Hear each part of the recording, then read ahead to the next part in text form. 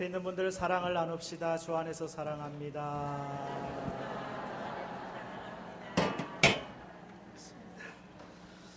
예, 오늘은 어버이 주일로 우리 교회가 지키고 있습니다. 이 어버이 주일에 우리가 한번 이렇게 생각할 수 있는 아버지 어머니의 사랑을 생각할 수 있는 영상이 하나 있습니다.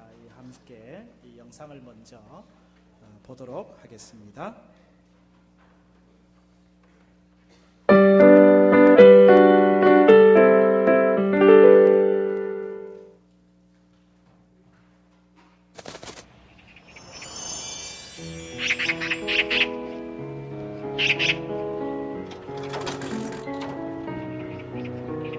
치매기가 있는 백발 노인이 창밖을 내다보다가 아들에게 물었습니다. 얘야, 저 새가 무슨 새냐? 까치요. 아버지는 고개를 끄덕이시더니 조금 있다 다시 물었습니다. 얘야, 저 새가 무슨 새냐? 까치라니까요. 아버지는 창밖을 바라보시더니 또 같은 말을 하십니다. 얘야, 저 새가 무슨 새라고 했지? 몇 번이나 대답해야 아시겠어요. 까치요, 까치라고요. 그때 옆에서 듣던 어머니가 한숨을 쉬고는 말씀하셨습니다. 아범아, 너는 어렸을 때 저게 무슨 새냐고 100번도 더 물었다. 아빠, 저 새가 무슨 새예요? 까치란다. 까치요? 아빠, 저 새가 무슨 새예요? 까치야. 까치요? 그럴 때마다 아버지는 까칠한다, 까칠한다 몇 번이고 대답하시면서 말하는 네가 귀여워서 머리를 쓰다듬어 주셨지. 그래서 네가 말을 배울 수 있었던 거다. 언젠가부터 전해 내려오고 있는 아버지와 까치의 이야기입니다. 이제는 우리가 아버지의 손을 잡아드릴 때입니다. 그래요. 지금 힘없이 떨리는 저 손이 처음 발을 딛고 일어설 때 잡아주시던 손, 땅바닥에 넘어져 무릎을 깼을 때 울던 나를 일으켜 세우시던 그 손, 코 흘릴 때 훔쳐주시고 눈물 흘릴 때 닦아주셨던 손. 이제는 매를 들어 때리셔도 아플 것 없이 가랑잎처럼 야윈 손. 꼭 잡아드리세요. 언젠가 날 잡아주셨던 아버지의 그 손을. 네, 손을 잡아줬던 그 아버지 어머니의 손을 이제는 우리가 잡아들여야 한다고 하는 그런 아버지 사랑을 생각하게 하는 영상입니다. 작자 미상의 시가 하나 있습니다. 내가 전에 알았더라면 이라고 하는 제목인데, 첫 아이를 갖고 산모의 진통을 겪고 나서 나를 낳으신 당신의 희생이 얼마런가 그제야 깨닫게 되었습니다. 자식이 몸에 열만 있어도 이 병원 저 병원 찾아다니며 애간장이 녹아내리면서 그제야 당신의 정성을 느꼈습니다. 자식이 사춘기 때 럭비공처럼 이리저리 튀길 때 속수무책 문 기대어 기다리면서 그제야 당신의 상실감을 체험했습니다. 자녀들의 결혼식장에서 기쁨 반, 섭한 마음 반, 빈 둥우리를 바라보며 그제야 당신의 외로움을 보았습니다.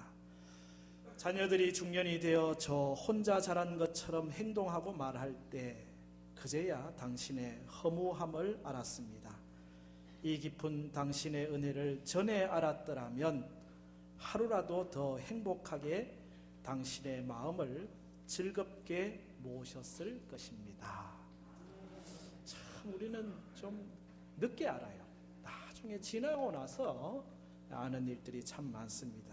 우리 양주동님의 어머님의 마음이라고 하는 노래 가사말이 생각납니다. 나실제 괴로움 다 잊으시고 기르실제 밤낮으로 애쓰는 마음, 진자리 마른 자리 가라니시며 손발이 다 닳도록 고생하시네. 하늘 아래 그 무엇이 넓다 하리요 어머님의 희생은 가히 없어라 라고 하는 그 마음이 우리 안에 절실히 남아 있습니다. 이번에 언론이 지난 어버이날을 슬픈 어버이날로 소개를 하더라고요. 세월호 사고로 자식을 잃은 부모님들의 애달픈 그런 사연들이 많이 있었기 때문에 그렇습니다. 한 어머님은 이렇게 한 말을 남겼어요. 가난했지만 행복했는데 널 보내니 이제 가난만 남았구나 라고 하는 아주 애석한 마음이 이 한 말에 담겨져 있습니다. 카네이션 대신에 오히려 팽목항에는 노란 리본만이 나부끼고 있는 슬픈 어버이날. 유족들이 이렇게 함께 모인 자리에 이번에 생존한 학생 대표가 이 어머니 아버지를 어떻게 위로할까? 그래서 위로의 말을 전해요. 어떤 말로도 위로가 되지 않을 것을 알지만 그래도 죄송합니다. 사랑하는 아들, 딸을 잃은 슬픔을 모두 알 수 없지만 친구를 잃은 저도 지금 너무 슬프고 무슨 말을 해야 할지 모르겠습니다. 다 같이 오지 못해서 송구스럽습니다. 함께 할 수 없어서 더 슬퍼집니다. 이 말을 이 학생 대표가 유족들에게 전했어요. 그랬더니 눈물바다가 된 유족들은 오히려 이 학생에게 위로의 말을 전하는 거예요. 살아줘서 고맙다. 너라도 살아줘서 고맙다라는 그런 마음이죠. 이 부모의 마음이라고 할 수 있을 것 같습니다. 여러분, 성경도 예외는 아니에요. 성경에 어머니의 사랑, 아버지의 사랑이 곳곳에 배어 있는 걸 보게 되는데, 마가복음 7장의 스로보니게 여인 이야기 여러분 잘 아시잖아요. 어머니가 딸이 몹쓸 병에 걸렸습니다. 귀신이 들렸습니다. 백방으로 이 딸을 고치려고 하는데 고칠 길이 없는 거예요. 그러다가 예수님 소문 들었습니다. 예수님께 가면은 낫는다는데, 그래서 참 먼 길 쫓아와서 예수님에게 예수님, 내 딸이 귀신이 들렸으니 좀 고쳐주십시오 라고 하는 간청을 드립니다. 그때에 예수님이 아이고 그래요 하고 반갑게 맞아주시면 얼마나 좋겠어요. 그런데 전혀 뜻밖의 말씀, 당황스러운 말씀, 황당한 말씀을 하시는 거예요. 자녀로 먼저 배불리 먹게 할지니 자녀의 떡을 취하여 개들에게 던짐이 마땅치 않다. 이렇게 말씀을 하시니 도대체 이게 무슨 말씀입니까? 듣기 거북한 말 아닙니까? 지금 나를 도대체 어떻게 보고 하는 말인가? 정말 괴로운 말이기도 합니다. 그럼에도 불구하고 어머니는 예수님께 말씀합니다. 주여, 올소이다마는 상 아래 개들도 어린 아이들의 부스러기를 먹습니다. 어린 아이들이 먹던 부스러기 통해서 상 아래 개들도 먹고 사는데 내가 개라고 해도 괜찮습니다. 우리 딸에게 그 부스러기만, 주님의 그 은혜의 부스러기만 좀 주십시오. 그러면 내 딸이 살겠습니다. 이게 뭐예요? 이게 어머니 마음이죠. 어머니 사랑이죠. 어머니가 아니면 아이고 더러워서 하고 그냥 지나갈 일이지만, 그러나 어머니이기 때문에 어떤 모욕을 당하고 어떤 상황에 처하더라도 딸아이 하나 살려야 된다고 하는 마음은 변하지 않는 거죠. 그때 주님이 말씀하십니다. 이 말을 하였으니 돌아가라. 귀신이 내 딸에게서 나갔느니라. 치유를 선언하시고 회복을 선언하시고 어머니의 사랑이 결국은 그 딸을 고쳤다고 하는 이야기인 거죠. 마가복음 9장을 넘어가 보면은 거기에 아버지 이야기가 나옵니다. 그 아버지에게도 정말 안타까운 아들이 있었습니다. 그 아들이 물이 있으면 물에 들어가고 불이 있으면 불에 들어가고 이 제정신이 아닌 거예요. 이 아들을 어떻게 살려볼까? 제자들에게 와서 여쭈었는데 제자들이 어떻게 할지를 못해. 그래 예수님이 오시길래 예수님 할 수만 있으면 내 아들을 살려주십시오 라고 간청을 합니다. 그때 예수님 하시는 말씀이 할 수 있거든이 무슨 말이냐, 할 수 있거든이 무슨 말이냐, 믿는 자에게는 능치 못함이 없느니라. 그때 아버지가 깨달았어요. 아하, 제가 믿음이 없습니다. 제가 믿음이 없습니다. 네, 믿음 없는 것을 도와주십시오. 그렇게 간청을 하면서 아들을 고쳐주시도록 주님이 그 아들을 치유하시고 회복하신 일이 있습니다. 부모의 사랑이라고 하는 것은 동서고금을 막론하고 우리 성경 안에도 여러 곳에서 기록되어 있습니다. 우리들의 아버지, 우리들의 어머니는 참 못 입고 못 먹고 못 배우고 못 누렸던 못한 것 투성이에요. 어떻게 하면 더 자식들로 하여금 더 입히고 더 먹이고 더 배우게 하고 더 누리게 하기 위해서 자신들은 모든 것을 다 던지신 그런 삶을 사신 것이지요. 저의 어머니는 이미 벌써 30년 전에 제가 어릴 때 하나님 부르심을 받았어요. 그래서 제가 어머니에 대한 기억이 그렇게 많지를 않아요. 근데 늘 가슴에 남아있는 한 사건이 있죠. 6남매, 7남매 동분서주하면서 우리 어머니 이렇게 자녀들을 기르셨는데 어느 날 부엌에서 어머니가 이제 밥을 짓고 계신 거예요. 이제 옛날에는 이 부엌하고 안방하고 사이에 요만한 창이 하나 있어요. 그래 거기에다가 호롱불을 이렇게 놓을 수 있어서 그 호롱불이 방도 비치고 그 다음에 이 부엌도 비춰주고 그런 그 창틈으로 제가 이렇게 부엌에 어머니를 이렇게 내다보고 있었거든요. 그런데 눈동자가 서로 딱 마주쳤어요. 그 어머니가 웃어주면 좋은데 왜? 내가 혼자 다 먹을까봐? 이 말씀을 또 하시더라고.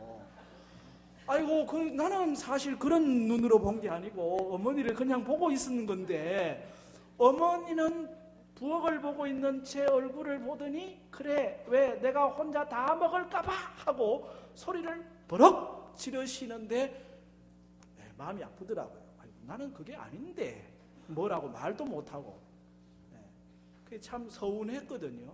근데 나중에 조금 철이 들고 생각을 해보니까 아유, 마음껏 먹이지 못하는 어머니의 한이 담긴 말이더라고요. 내가 너희 마음껏 먹이면 좋은데 그러지를 못하니까 그래서 어머니가 그 말씀을 하셨구나. 그래서 제가 그 말씀을 생각할 때마다 참 마음이 찐한 그런 생각을 하게 되거든요. 여러분, 돌아가시고 시간 지나고 난 뒤에 우리가 참 깨달을 때 많아요. 일찍이 우리 어르신들은 효도를 글로 남기셨잖아요. 송강정철의 시는 여러분 잘 아시죠? 어버이 살아실 때 섬길 일한 다 하여라. 지나간 후면은 애달다가 의하리. 평생에 고쳐 못할 일이 이뿐인가 하노라 라고 하는 시가 있잖아요. 노계 박인노도 효도할 수 없는 안타까움을 이 글로 남겼어요. 반중 좋은 감이 고와도 보이나다.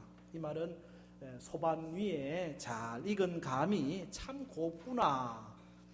유자 아니라도 품음직도 하다마는 품어가 반길리 없을세 글로 서러워하나이다. 어머니에게 이 좋은 잘 익은 감 갖다 드리고 싶지만은 그러나 이미 떠나고 계시지 아니하니 반갑게 맞아줄 리 없으니 참 그것이 서럽구나 라고 하는 시입니다. 그럼에도 우리 삶에는 나중에 후회할 일들을 오늘 얼마나 많이 하고 있는지, 그렇죠? 오늘 성경 말씀은 분명하게 우리에게 말씀합니다. 너희 하나님 여호와의 명령대로 내 부모를 공경하라. 아멘. 네, 아멘. 이건 하나님의 말씀입니다. 오늘 본문 이 신명기 5장은 출애굽기 20장하고 같은 맥락이잖아요. 출애굽기 20장이나 신명기 5장은 다 10계명입니다. 10가지 계명들이 쭉 나오는데 그 중에 5번째 계명, 인간관계에 있어서 첫 번째 계명이 뭐냐? 내 부모를 공경하라 라고 되어 있잖아요. 이것은 해도 되고 안 해도 되는 그런 말씀이 아니에요. 오늘 말씀 시작이 그렇잖아요. 너는 내 하나님 여호와께서 명령한 대로, 뭐 한 대로? 명령한 대로, 부탁한 대로 아닙니다. 권면한 대로 아닙니다. 해줬으면 좋겠다가 아닙니다. 명령한 대로. 그 명령이 뭐냐? 내 부모를 공경하라. 그렇게 말씀을 하고 있어요. 더군다나 여기에다가 하나님이 상까지 걸어 놓으셨어요. 무슨 상? 그리하면 내가 하나님 여호와가 내게 준 땅에서 내 생명이 길고 복을 누리리라. 여러분, 십계명이 10개가 있지만은 10개 계명 중에 상 걸어 놓은 게 있는 줄 아세요? 없어요. 1, 2, 3, 4 상 없어요.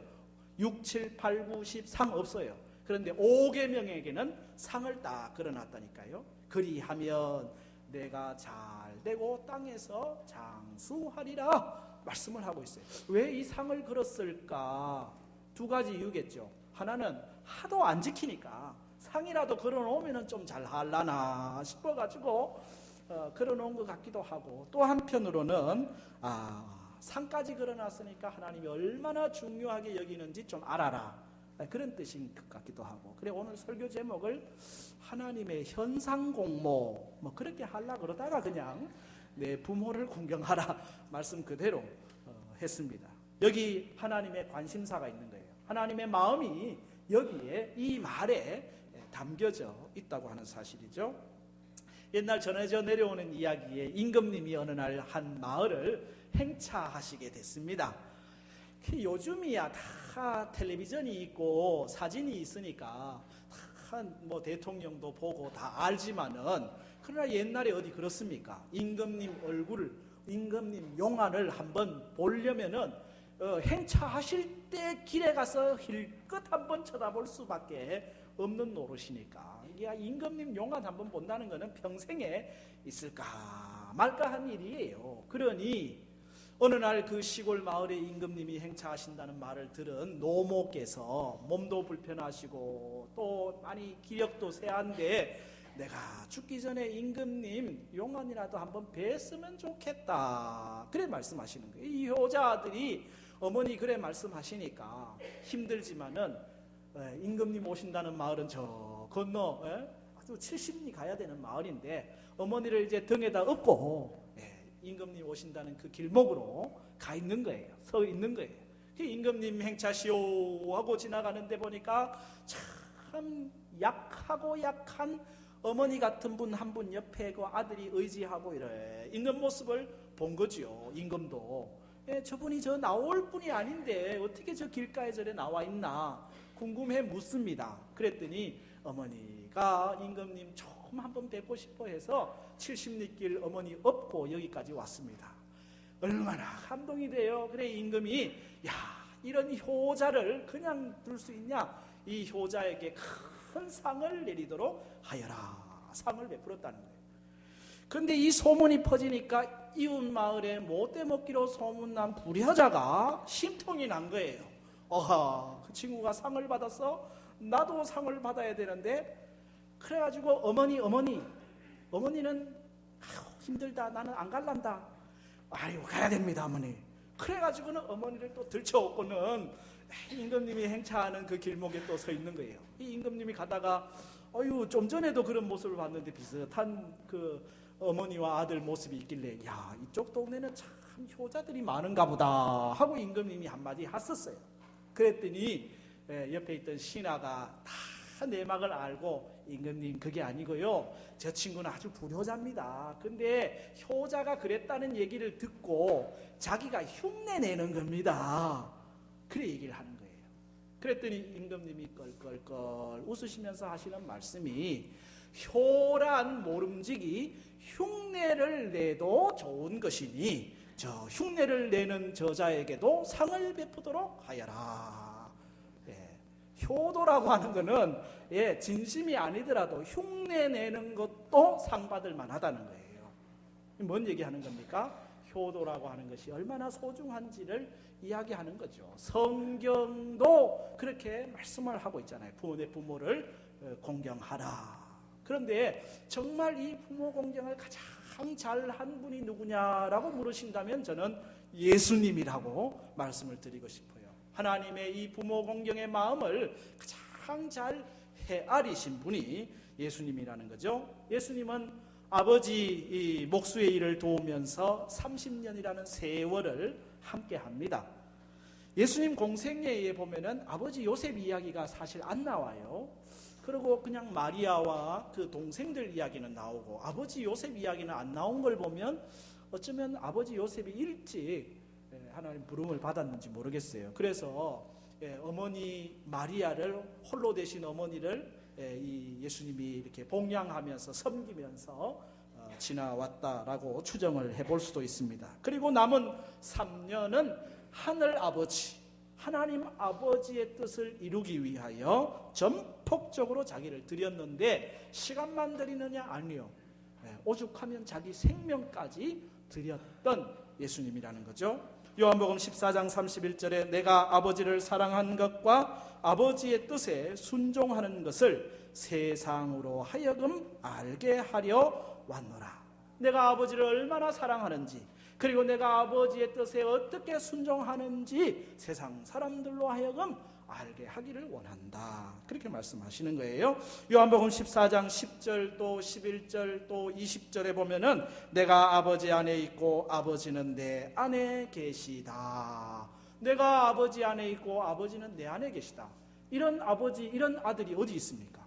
아버지가 내 안에, 내가 아버지 안에 있으니까 그야말로 아버지 아들이 하나가 되어 있는 그런 모습이잖아요. 삼강오륜에서 이야기하는 부자유친, 아버지와 아들 사이에 친함이 있다.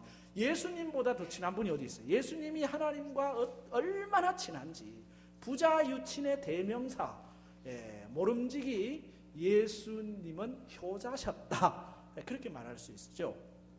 효경에 애친자 불감 악어인하고 경친자 불감 만어인이라는 이런 표현이 있어요. 이건 어버이를 사랑하는 사람은 남을 미워하지 못하고 어버이를 공경하는 사람은 교만할 수 없다라고 하는 뜻인데, 예수님이 원수까지도 사랑하라고 하시는 말씀, 예수님이 늘 겸손하신, 온유하고 겸손하다고 스스로를 말씀하신 것, 그것은 다 예수님의 효심에서부터 나온 것이 아닌가, 그렇게 해석을 할 수도 있겠지요. 순종할 줄 모르는 불효자 아담을 통해서 이 땅에 죄가 들어오고 사망이 들어왔다고 하면 순종하는 효자 예수 그리스도를 통해서 온 인류에게 구원이 왔다고 하는 사실입니다. 그러므로 오늘 우리에게 이런 이 구원도 예수님이 보이신 지극한 효심에서부터 시작이 되었다고 하면 예수를 따르는 우리 제자 그리스도인들도 예수님처럼 열심히 정성을 다하여 효도를 해야 될 줄로 깨닫기를 바랍니다. 아버지 아무님께 우리가 잘 드려야 되는데, 제가 가나안 농군학교 3박 4일 교육을 받은 적이 있어요. 그때 이 가나안 농군학교에서 강조하는 것 중에 하나가 효입니다. 이 김평일 장로님께서 이 효도에 대한 강의를 쭉 하셔요. 그리고 효도 10계명을 일러주시는데, 제가 여러분들이 한번 기로만 들으면 잊어버릴 것 같아가지고 목회 단상에다가 기록으로 남겨놨으니까 그걸 잘 보고 행하시면 되는데, 그 첫 번째가 뭐냐면은 신앙생활을 하시도록 하자. 이게 효도 10계명 제1계명이에요. 왜냐? 신앙생활 하게 되면 어른이요 규칙적으로 갈 곳이 생겨요. 주일 되면 교회 오지요, 또 수요일 예배 가지요, 금요일 예배 가지요, 새벽 기도 가지요. 어른들 되면 갈 곳이 마땅치 않은데 참 나이 들어서 늘 갈 곳이 있으니까 얼마나 좋으냐는 거예요. 신앙생활 할 수 있게 해드리는 게 효도인 거예요. 즐거움과 활력을 얻잖아요. 찬송하지요. 스트레스 받는 일이 있으면 하나님께 주여 하고 기도해가지고 다 풀어내버리지요. 삶은 뭐하나 그러는데 왜? 천국의 소망이 있으니까 사는 날이 즐겁지요. 그러니 신앙생활 해드리는 것만큼 효도가 없다는 거예요. 그래서 첫 번째 효도는 신앙생활 하시도록 하자. 두 번째는 대답을 잘하고 말씀을 잘 들어드리자. 세 번째는 표정을 밝게 하고 웃음을 잃지 말자. 부모님들은 여러분이 얼굴이 좀 상해 있으면 2배나 더 마음이 상하시는 분들이기 때문에 일부러라도 표정은 밝게 하시기를 바랍니다. 네 번째, 궁금증을 풀어드리자. 다섯 번째, 자유롭게 쓰실 수 있는 용돈도 정기적으로 드리자. 자녀들이 아멘 좀 해야 되는데, 6번째, 향토적인 음식을 해드리자. 7번째, 외모를 아름답게 꾸며드리자. 나이 든다고요 외모 가꾸는 본능이 사라진 거 아니에요. 또 빨갛게 립스틱 바르고 빨간 옷 입고 싶어요. 그래서 예쁘게 단장하고 싶은 게 어른들의 마음 똑같아요. 8번째, 일거리를 찾아드리자. 9번째, 친구를 자주 만나게 해드리자. 마지막 10번째, 등을 긁어드리고 손 발톱을 깎아드리자. 혼자 깎으실 수 있지만 손이 떨려요. 그래서 그때 한번 손 한번 잡아드리고, 그때 한번 어깨 한번 주물러드리고, 그런 스킨십을 통해 가지고 부모님의 건강도 체크하고 사랑도 나누고 그렇게 된다는 거거든요. 저는 특별히 여기 첫 번째, 신앙생활 하도록 해드리는 것이 참 중요하다는 생각을 다시 하게 됩니다. 여러분, 여리고성의 기생 라합 이야기 아시잖아요. 라합이 정탐꾼을 잘 선대합니다. 그래서 그들을 돌려보내면서 내가 당신들을 선대했으니까 이 여리고성을 점령해 올 때 나를 구원해 주시오. 그런데 나만 아니라 내 부모와 내 형제들도 다 구원을 받을 수 있도록 해 주시기를 바랍니다 하고 요청하는 거예요. 뭔 얘기입니까? 내가 구원받을 수 있는 그 상황에서 그때 첫 번째로 생각하는 게 부모라는 거예요. 우리 부모님도 구원받아야 된다고, 우리 부모님도 살려주셔야 된다고, 그렇게 라합이 이야기하는 것을 보게 되거든요. 부모 구원 얼마나 소중한 일이에요. 그래서 여러분 중에 속으로 아이고 목사님 내가 몰라서 그럽니까? 해도 잘 안 됩니다. 해도 잘 안 되는데 한을 품으면 됩니다. 제가 아는 집사님이 70세 친정 어머니를 모시고 생활하고 있었거든요. 이 딸이 늘 기도가 어머니가 신앙생활 하는 거예요. 참 어머니가 좀 신앙생활 하면 좋겠다 생각하고 기도하고 그러는데 어머니가 통 말씀을 안 듣네. 그러다가 어느 날 이 딸이 어머니에게 그런 얘기를 한 거예요. 엄마가 신앙생활을 하지 않고 이 세상을 떠나시게 되면은 내 평생에 한이 될 것 같아요. 그 말을 한마디 했어요. 그 어머니가 곰곰이 생각을 해보니까 내가 자식한테 물려줄 게 없어. 그래, 한을 물려주겠나? 그 생각이 버떡 들어가지고 내가 그럼 너 따라가마. 그래가지고 교회를 나오신 거예요. 그 교회에 나오셔서 70 넘은 어른이 새가족 공부반에서 새가족 공부를 하고, 그래 참 교회 오시는 표정이 밝아요. 좋아요. 신방을 했는데 이제 이런 이야기를 하는 거예요. 내가 교회를 가게 된 게 이 딸이 이렇게 말해가지고 이렇게 교회를 갔는데 내가 왜 진작에 안 왔던고 후회가 막심하다는 거예요. 내가 좀 더 젊을 때 교회를 갔더라면은 이렇게 좋은 교회를 내가 왜 안 왔던고. 우리 딸이 한이 남을 만도 하다 그러면서 그렇게 간증을 해요. 그래 그 딸이 옆에서 듣고 있다가 얼마나 좋아하고 감격해 하는지. 여러분 부모님을 사랑하시죠? 부모님 사랑하시잖아요. 만약 믿지 않는 부모님이 있다면 그 부모님의 신앙생활을 정말 한을 품을 정도로 그렇게 회복하기를 기도하는 마음이 있어야 돼요. 그러면 반드시 한을 물려주는 부모는 없어요. 반드시 부모님이 구원받게 될 줄로 믿습니다. 그 다음에 제가 5번째, 여러분이 아멘 안 한 거, 자유롭게 쓰실 수 있는 정기적인 용돈을 드리자. 이건 꼭 해야 될 일들이에요. 예수님께서 그렇게 말씀하셨잖아요. 부모님께 마땅히 드려야 할 것을 고르반 되었다. 고르반이 뭐예요? 하나님께 드림이 되었다 하고는 부모님께 안 드리는 거예요. 이런 고약한 니언의 오에 미엄하고 니언의 여에 니언하고 이런 사람을 예수님은 아주 나무라신 거잖아요. 서기관과 바리새인들에게. 이 백성이 입술로는 나를 존경하되 마음은 내게서 멀도다. 하나님의 계명은 폐하고 사람의 유전을 지킨다. 마가복음 7장에서 그렇게 지적하시면서 당연히 부모님께 드려야 될 것은 드려라. 그렇게 말씀을 하거든요.